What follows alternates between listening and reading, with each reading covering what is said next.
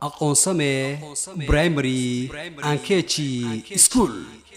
Aqoonsame waa iskuul astaan diineed leh oo ubadka lagu soo darana aqoontu lama bare akhlaaqda laga dhisaa idaabta lagu hagaa si ay aayaha dambeeto dadkooda waanfacaan si aad u ogaato taa balkaalaya maanta eega ubadkii shalay la qoray siday durba waaflixeen Aqoonsame Primary KG School.